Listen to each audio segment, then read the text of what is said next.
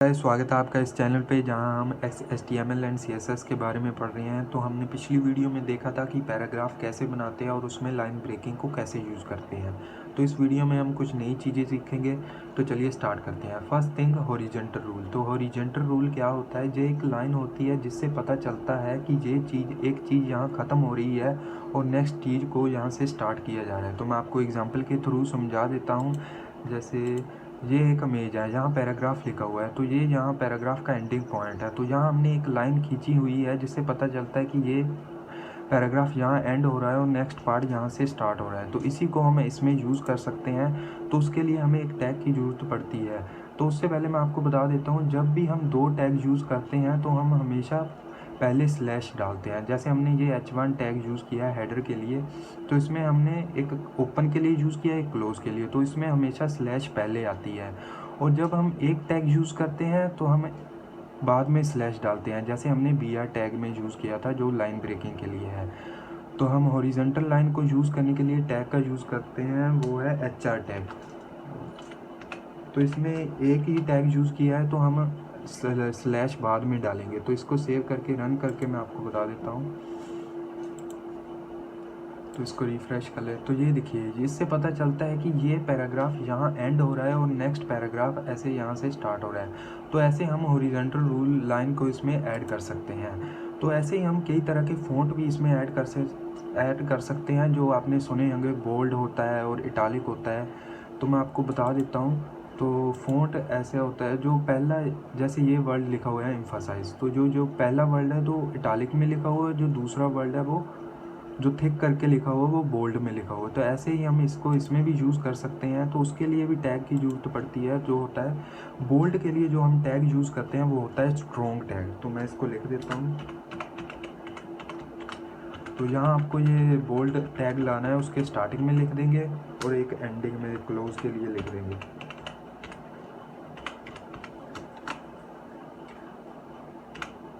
तो इससे ये पैराग्राफ बोल्ड फ़ॉन्ट में शो होगा हमें। तो इसी तरह हम एक दूसरा भी देख लेते हैं यूज़ करके, जो इटालिक के लिए यूज़ किया जाता है। तो वो EM टैग होता है जो इटालिक के लिए यूज़ किया जाता है। तो इसको मैं एक स्टार्ट में लिख देता हूँ, एक क्लोज के लिए। तो इससे क्या होगा, ये पैराग्राफ इटालिक में शो होगा और इससे क्या होगा, स्ट्रॉन्ग से तो हमें ये बोल्ड में शो होगा। तो मैं इसको एक बार रन करके बता देता हूँ आपको। तो इसको रिफ्रेश कर देंगे। तो ये देखिए, तो ये हमने जो पहला पैराग्राफ लिखा हुआ है वो बोल्ड में शो हो रहा है और जो हमने सेकंड लिखा वो इटालिक में शो हो रहा है। तो ये फ़ॉन्ट होते हैं जो हम इसमें ऐसे यूज़ कर सकते हैं। तो अलग अलग फ़ॉन्ट के लिए अलग अलग टैग यूज़ किए जाते हैं। तो EM में, यहाँ EM का यहाँ मतलब होता है एम्फसाइज। तो ये भी आपको पता होना चाहिए। तो थर्ड चीज़ जो हम सीखेंगे वो होते हैं कमेंट्स। तो कमेंट्स क्या होते हैं? ये एक तरीका है जिससे हमको पता रहता है कि ये वर्ड किसके लिए यूज़ किया गया है। जैसे स्ट्रॉन्ग वर्ड किसके लिए यूज़ किया जाता है। फॉर एग्ज़ाम्पल, मैंने ये पेज बनाया। अब अगर मैं इसको 6-7 महीने बाद खोलता हूँ तो मुझे नहीं पता होगा ये स्ट्रॉन्ग वर्ड किसके लिए यूज़ किया गया है, ये EM वर्ड किसके लिए यूज़ किया गया है। तो हम इसमें कमेंट्स डाल सकते हैं जिससे पता चल जाएगा कि ये वर्ड किसके लिए मैंने यूज़ किया था। तो उस वक्त मुझे ये याद आ जाएगा। तो कमेंट्स होते हैं जो वो वेब ब्राउज़र इग्नोर कर देता है, इसको नहीं समझाता, इसको नहीं दिखाता वेब पेज पर। तो ये हमारे खुद के लिए होते हैं कि हमें याद रखना होता है कि ये टैग क्यों यूज़ किया जाता है। तो मैं उसके लिए भी, हम कमेंट्स डालने के लिए भी टैग का यूज़ कर सकते हैं। हम उसको ऐसे नहीं यूज़ कर सकते जैसे ये है। सो दिस इज़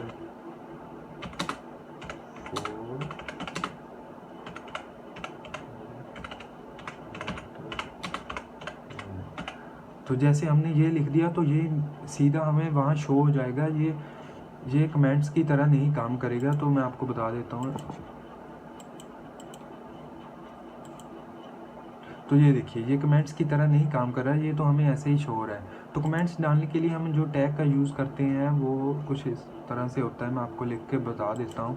जैसे ये है, उसके लिए हम पहले लेस देन का साइन लगाएंगे, फिर एक्सक्लेमेशन, फिर माइनस माइनस। तो इसके बाद जो भी आप लिखेंगे वो कमेंट्स में शो होगा। तो एक आप क्लोज में डाल देंगे, उसके लिए आप यूज़ करेंगे माइनस माइनस और ग्रेटर देन का साइन। तो इससे क्या होगा, ये एक कमेंट की तरह, ये आप अपने खुद के लिए रख ले हैं कि ये हॉरिजेंटल लाइन के लिए टैग यूज़ किया गया है। तो मैं आपको रन करके बता देता हूँ। सॉरी, अब उसको दोबारा पेज को ओपन करते हैं। तो ये देखिए अब वो नहीं शो हो रहा, वो हमारे लिए उसी पेज में सेव हो गया है कि ये हमने खुद के लिए रखा है जो कमेंट्स। तो आप ऐसे कमेंट्स को रिप्रेजेंट कर सकते हैं अपने पेज में दिखाने के लिए। तो आई होप आपको पूरी वीडियो समझ आ गई हो। अगर आपका कोई क्वेश्चन है तो आप नीचे कमेंट करके पूछ सकते हैं। So thanks for watching, thank you so much.